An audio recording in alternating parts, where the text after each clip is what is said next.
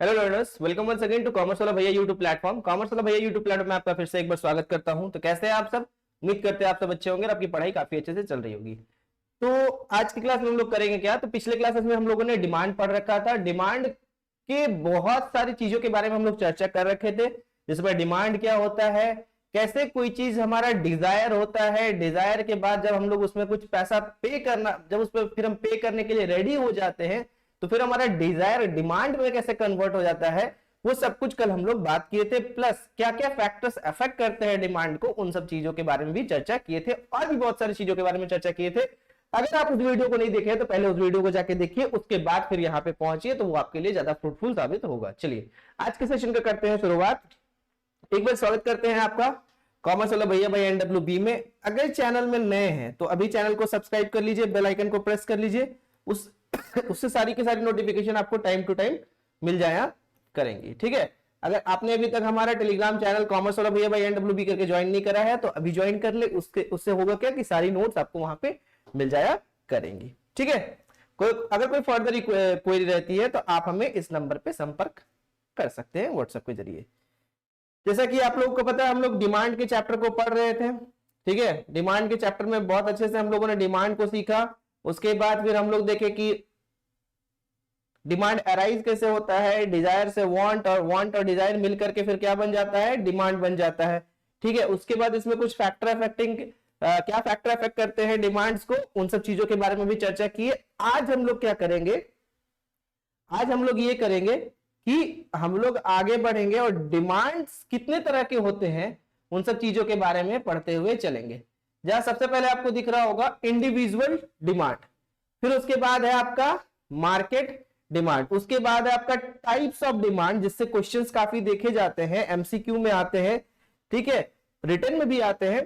Price demand, income demand, cross demand जिसमें substitute आ जाएगा, complementary आ जाएगा, फिर ज्वाइंट डिमांड क्या होता है, डिराइव डिमांड क्या होता है, कंपोजिट डिमांड क्या होता है। और उसके बाद लास्ट में जो आपको बताएंगे वो एक बताएंगे गिफन पैराडॉक्स के बारे में। क्या बताएंगे? गिफन पैराडॉक्स के बारे में। हालांकि उसका चर्चा हम लोग बाद में करेंगे। फिर हम लोग यहां से आगे बढ़ते हैं। इंडिविजुअल डिमांड का मतलब क्या होता है? जब हम लोग किसी इंडिविजुअल कंज्यूमर के बारे में उसके डिमांड्स को देखते हैं कि कैसे क्या चीज अफेक्ट करती है, वो होती है इंडिविजुअल। इंडिविजुअल मतलब ही पता चल रहा है किसी अकेले के बारे में बात करें। वहीं अगर मार्केट का बात करें तो जब यहाँ पे ग्रुप ऑफ कंज्यूमर्स के बारे में बात करेंगे तो वो हो जाएगा आपका क्या, मार्केट डिमांड। चलो थोड़ा थोड़ा करके हम लोग लिखते चलते हैं, है ना। उससे क्या होगा कि आपको नोट्स भी मिल जाएगा और पढ़ने में मजा आएगा। It is a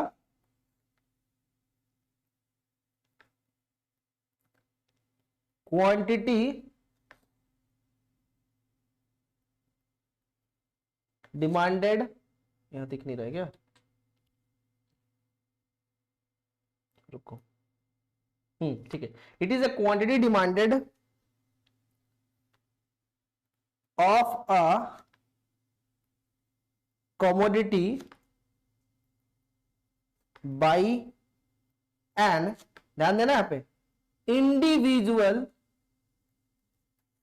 consumer eight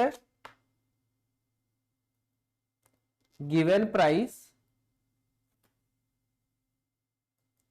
during a given period of time. मतलब कोई टाइम में कोई चेंजेस नहीं होना चाहिए, प्राइस में भी कोई चेंजेस नहीं होना चाहिए। ठीक है, यहां पे हो सकता है कि इट में नॉट फॉलो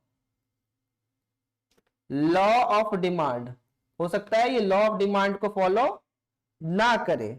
ठीक है, क्योंकि यहां पे इंडिविजुअल का बात कर रहा है। इंडिविजुअल कंज्यूमर जो होता है वो हो सकता है कि जैसे कि मेरे को कोई प्रोडक्ट खरीदना है, ठीक है, तो मेरे को कोई प्रोडक्ट खरीदना हो सकता है, उसका बहुत ज्यादा जरूरत है मेरे को, तो मेरे को आज के आज ही वो चाहिए। तो यहां पे लॉ ऑफ डिमांड काम नहीं करता है। लेकिन मार्केट डिमांड में जब बात करेंगे तो वहां पे लॉ ऑफ डिमांड काम करता है। यहां पे सारे फैक्टर सेम होंगे। क्या होगा यहां पे, it is the quantity demanded of a commodity by all the, ठीक है, कंज्यूमर, सारे कंज्यूमर्स के द्वारा at a given price and at a given period of time, ठीक है। It follow law of demand, क्योंकि यहां पे ग्रुप का बात करें, तो जब यहां पे हम ग्रुप का बात करेंगे, यहां पे किसी इंडिविजुअल का बात नहीं कर रहे हैं, यहां पे ग्रुप का बात कर रहे हैं। तो जब भी ग्रुप का बात करते हैं तो वो जो भी लॉ ऑफ डिमांड होता है, लॉ ऑफ डिमांड का मतलब बता दे रहे हैं आपको थोड़ा सा, कि अगर प्राइस बढ़ता है तो डिमांड कम देखने को मिलेगा, और अगर प्राइस घटता है तो डिमांड आपको ज्यादा देखने को मिलेगा, ठीक है। क्योंकि ये मार्केट पूरे सारे किसी एक के बारे में नहीं बात कर रहा है, ठीक है, यहां मार्केट डिमांड के बारे में बात कर रहा है, मतलब कि ग्रुप ऑफ इंडिविजुअल्स, हम लोग कह सकते हैं ग्रुप ऑफ इंडिविजुअल्स, ठीक है, कोई दिक्कत नहीं होना चाहिए। चलो हो गया क्रिस्टल क्लियर। चलो आगे चलते हैं, हम लोग देखते हैं यहां पे टाइप्स ऑफ डिमांड, जो बहुत इंपॉर्टेंट है, याद रखिएगा, वेरी वेरी इंपॉर्टेंट, मार्क कीजिएगा इसको, और ये एग्जाम के पॉइंट ऑफ व्यू से बहुत इंपॉर्टेंट है। सबसे पहले आपको यहां पे आता है क्या, प्राइस डिमांड। प्राइस डिमांड उन डिमांड को कहा जाता है जहां पे प्राइस के चेंज होने से डिमांड में कोई फर्क हो, ठीक है, प्राइस के चेंज होने से डिमांड में फर्क हो। एक चीज हम लोग को पता है ना कि due to inverse relation between the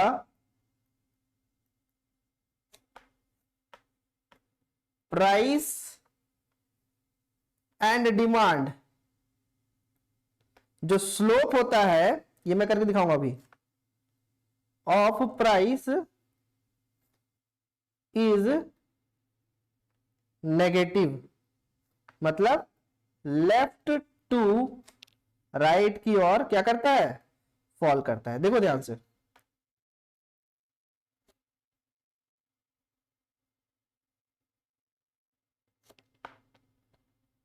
ठीक है, ये हो गया, यहाँ पे जीरो ले लो, यहां ले लो। जब किसी भी चीज का प्राइस इतना था तो लोग इतना खरीद रहे थे, ठीक है, कितना खरीद रहे थे, इतना खरीद रहे थे। अब अगर इसका प्राइस बढ़ जाएगा, सपोज दैट कि प्राइस इसका बढ़ गया, कितना हो गया, तो क्वांटिटी क्या हो जाएगा, घट जाएगा। देखो प्राइस बढ़ा, क्वांटिटी क्या हो गया, घट गया, ठीक है। तो ये चीज जनरली आपको नॉर्मल गुड्स के केस में दिखता है। देखो ये डिमांड कर्व है, ठीक है, जहां पे दो पॉइंट मीट कर रहा है, एक्स और वाई, ठीक है। लेकिन एक चीज याद रखेंगे, प्राइस ऑफ डिमांड में यहां पे जो एजम्पशंस होते हैं वो चेंज नहीं होने चाहिए, मतलब टेस्ट एंड प्रेफरेंसेस में कोई चेंज नहीं होना चाहिए, इनकम में कोई चेंज नहीं होना चाहिए, ठीक है, ये सारे चीज रिमेन सेम, मतलब अदर थिंग रिमेन सेम। मेरे बच्चे एक बात याद रखना, इकोनॉमिक्स पूरा एजम्पशंस पे काम करता है, और वो एजम्पशन, जैसे आप फिजिक्स पढ़ते हो तो फिजिक्स में क्या होता है, जो प्रिंसिपल्स पे वो काम करता है, प्रिंसिपल मतलब क्या होता है, सिद्धांतों पे जो काम करता है, तो इकोनॉमिक्स उसी तरीके से अपने एजम्पशंस पे काम करता है, ठीक है, वो एजम्पशंस को चेंज नहीं करता है, और एजम्पशंस अगर चेंज हुए दैट मींस कि फिर वहां पे दिक्कत होगा, ठीक है। अब इनकम डिमांड, चलो यहां पे दो केस लेंगे। नंबर वन केस लेंगे,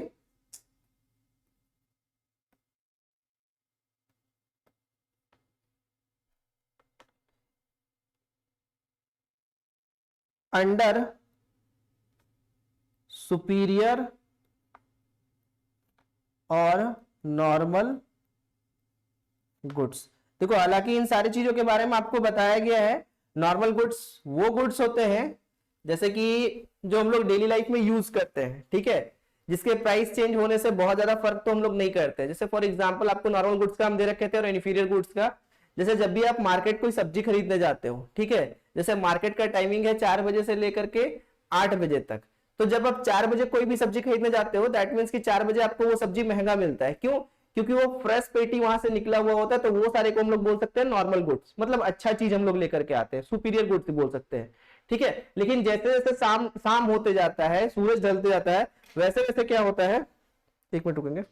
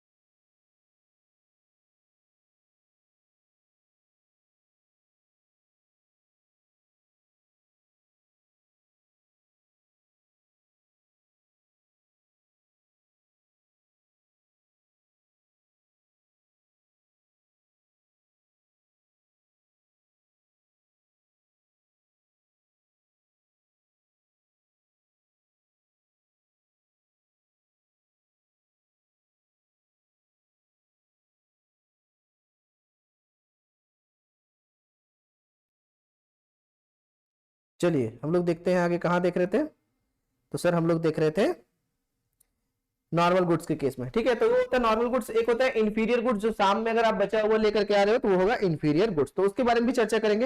देखो नॉर्मल गुड्स का यहां पे हम लोग कह सकते हैं कि are those goods in case of which there is a positive relationship. ठीक है, प्राइस और क्वांटिटी डिमांडेड का, price and quantity demanded has positive relationship. ठीक है, क्या होगा, पॉजिटिव रिलेशनशिप होगा। कैसे सर, एक चीज देखो,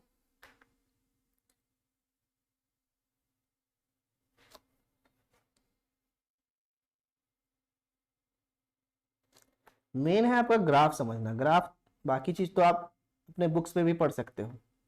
ठीक है, लेकिन मेन एक ग्राफ समझना। जैसे पहले किसी भी वाई को हम लोग इनकम से डिनोट करते हैं। ठीक है, पहले किसी का इनकम इतना था तो क्वांटिटी इतना खरीद रहा, ध्यान से देखना, इनकम पहले इतना था तो लोग इतना खरीद रहे थे, है ना। अब लोगों का इनकम बढ़ गया, देख रहे हो, इनकम क्या हो गया, बढ़ गया, इनकम बढ़ गया। तो जब इनकम बढ़ा तो क्वांटिटी भी बढ़ा क्या, बिल्कुल सर, बढ़ गया। तो यहां पे आपको किस तरह का रिलेशन देखने को मिल रहा है, तो सर यहां पे हमको देखने को मिल रहा है पॉजिटिव रिलेशन, मतलब एक के बढ़ने से दूसरा भी बढ़ गया, दैट मींस ये पॉजिटिव रिलेशन को दिखा रहा है।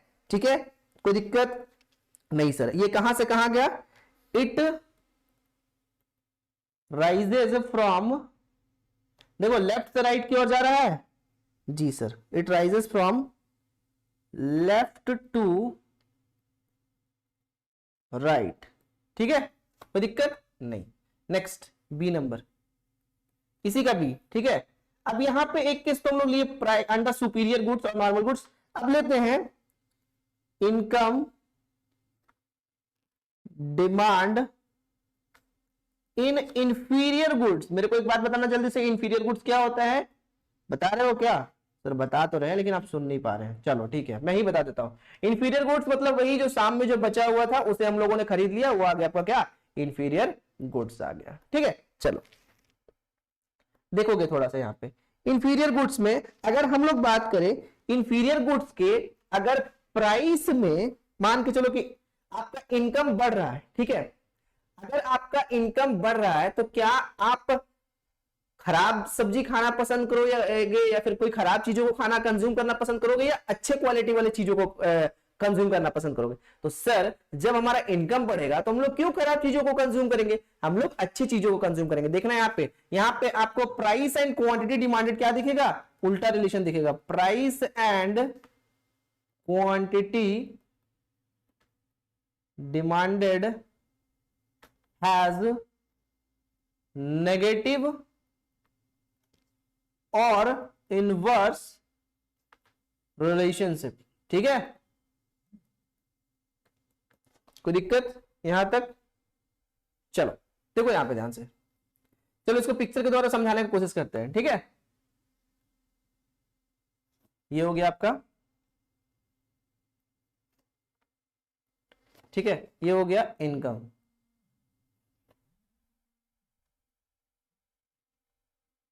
एक मिनट रुको यार,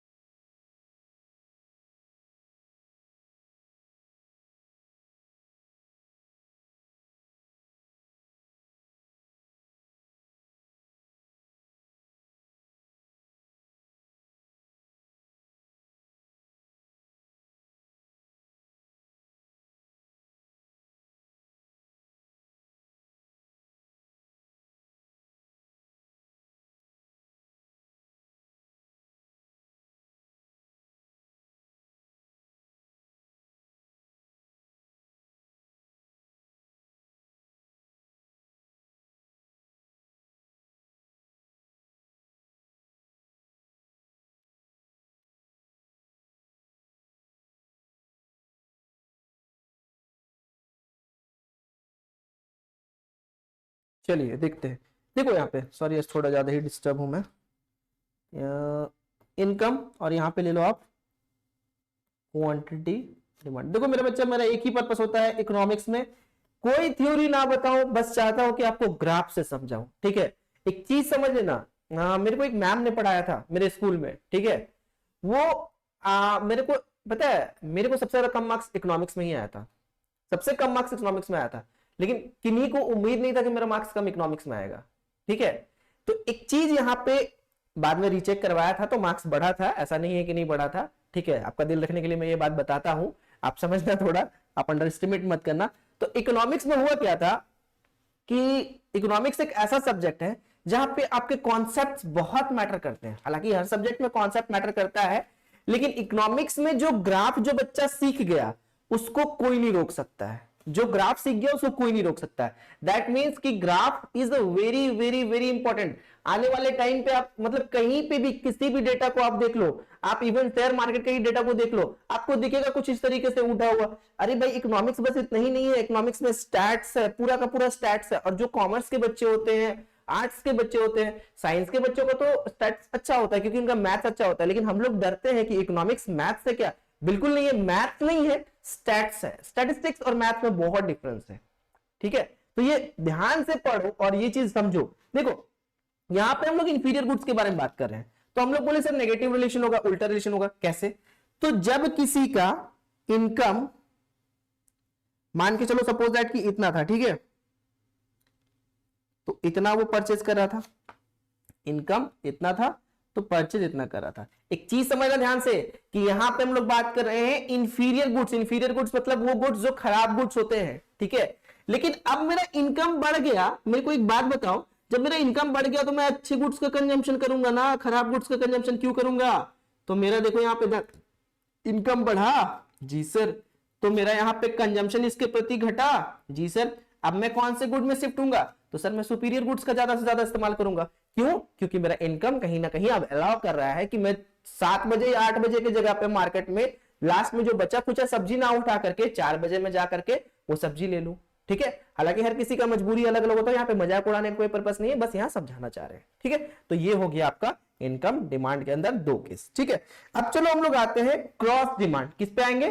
क्रॉस डिमांड के अंदर आएंगे। क्रॉस डिमांड के अंदर आपको दिख रहा होगा, एक होगा आपका सब्स्टिट्यूट गुड्स, ठीक है, और दूसरा होगा कॉम्प्लीमेंट्री गुड्स। हालांकि दोनों के बारे में कर हम लोग अच्छे से चर्चा किए हुए थे, लेकिन आज भी हम लोग इस पे पढ़ेंगे और ध्यान से देखेंगे कि क्या क्या होता है।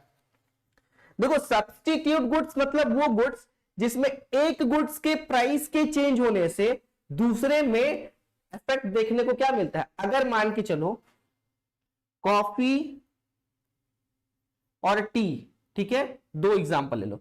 अगर प्राइस ऑफ कॉफी बढ़ता है तो डिमांड फॉर टी क्या होगा? सर बढ़ जाएगा, ठीक है, क्योंकि यहां पे टी के प्राइस में कोई चेंजेस नहीं हुआ है। हम लोग प्राइस टी का ज्यादा था इसलिए टी और कॉफी के कंपैरिजन में हम लोग कॉफी का यूज कर रहे थे। अब कॉफी का प्राइस बढ़ गया तो टी का डिमांड बढ़ जाएगा, क्योंकि टी के प्राइस में कोई चेंजेस नहीं हुआ है। तो यहां पे आपको किस तरह का रिलेशन देखने को मिल रहा है? तो सर यहां पे तो पॉजिटिव रिलेशन देखने को मिल रहा है। तो अगर पूछेगा cross demand in case of substitute goods किस तरह का रिलेशन देखने को मिलता है, तो वहां पे आप बोलोगे पॉजिटिव रिलेशन या फिर डायरेक्ट रिलेशन, मतलब कि एक के प्राइस बढ़ने से दूसरे के डिमांड में फर्क देखने को मिलता है।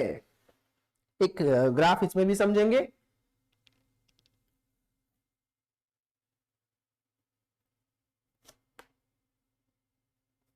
ठीक है, प्राइस, जब किसी चीज का प्राइस ऑफ, मान के चलो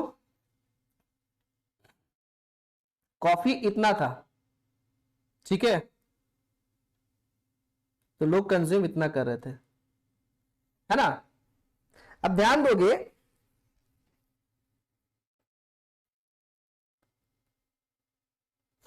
अगर प्राइस ऑफ कॉफी इतना बढ़ जाएगा, ध्यान देना, प्राइस ऑफ कॉफी इतना बढ़ जाएगा तो कंजम्पशन फॉर टी क्या हो जाएगा? बढ़ जाएगा। मतलब प्राइस ऑफ कॉफी बढ़ने से टी के कंजम्पशन या फिर टी के डिमांड पे चेंजेस देखने को मिल रहा है, मतलब टी का डिमांड क्या हो जा रहा है? बढ़ जा रहा है। तो ये कहीं ना कहीं यहां पे आपको पॉजिटिव रिलेशन दिखा रहा है या फिर डायरेक्ट रिलेशन दिखा रहा है। ठीक है,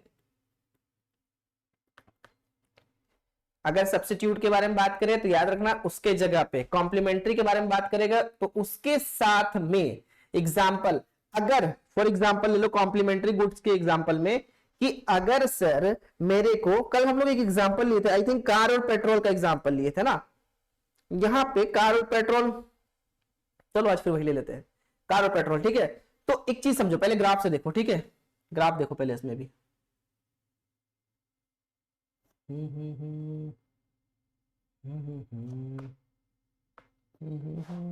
जब किसी भी चीज का प्राइस इतना था तो कंज्यूम इतना कर रहे थे, प्राइस इतना था, तो यहां लिख दो,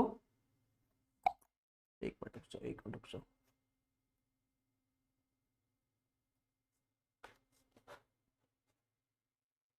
प्राइस ऑफ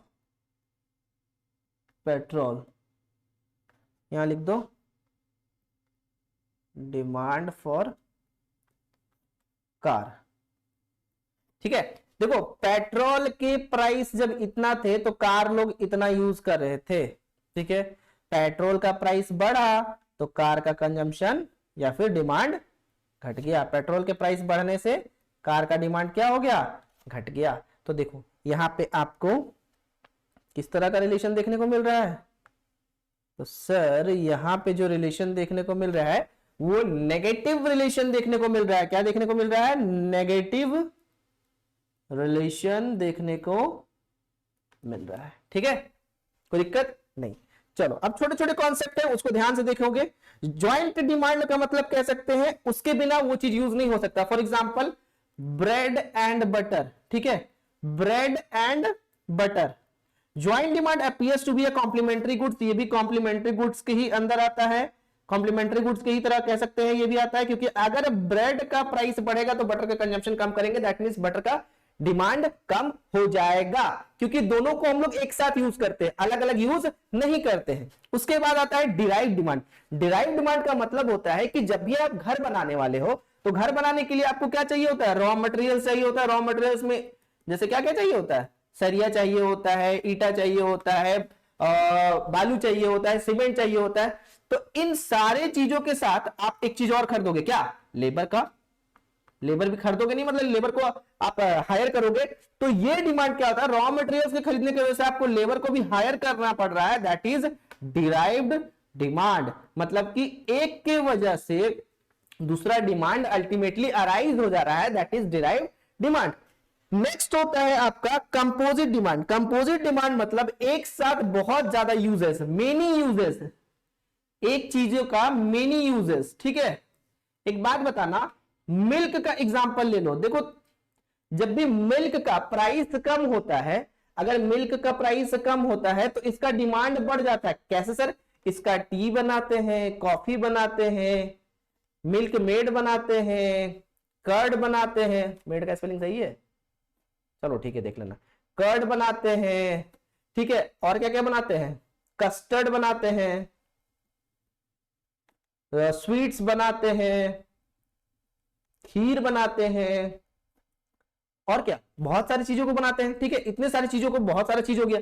अब एक चीज बताओ, जब भी प्राइस घटता है तुम लोग इतना सारा कंजम्पशन करने लगते हैं, ठीक है, लेकिन जब प्राइस बढ़ता है तब क्या करते हैं सर, डिमांड तो कम करना होगा, क्योंकि ये लॉ ऑफ डिमांड का एजम्पशन है कि प्राइस बढ़ेगा तो कहीं ना कहीं आपको डिमांड कम करना पड़ेगा। तो प्राइस जब बढ़ गया मेरे बच्चे तो डिमांड कम करोगे, दैट मींस कि कंजम्पशन भी कम करोगे ना। कंज्यूम करना, जो आप लोग कंज्यूम कर रहे हो, चाय बना रहे हो, कॉफी बना रहे हो, मिल्क बना रहे हो, दही बना रहे हो, इतने सारे जगहों पे यूज कर रहे हो, तो ये सारे यूजेस क्या करोगे, कम कर दोगे। तो कम करोगे तो कंपोजिट डिमांड का मतलब वो होता है कि when a goods can be put to variety of uses, जब इसका हम लोग वैरायटी ऑफ यूजेस करते हैं, तो the total market demand for such makes it composite demand. तो इसका बहुत सारा जो यूजेस है उसके कारण ये क्या बन जाता है, कंपोजिट। कंपोजिट नंबर क्या होता था, जिसके फैक्टर 3 या 3 से ज्यादा आते थे। ठीक है, तो यहां पे भी 3 या 3 से ज्यादा यूजेस हो रहा है तो हम लोग मान लेंगे ये कंपोजिट डिमांड है। ठीक है, याद करने का एक तरीका समझ सकते हैं आप। नेक्स्ट, आपको एक लास्ट बताया मैंने, गिवन गुड्स, बहुत इंपॉर्टेंट है।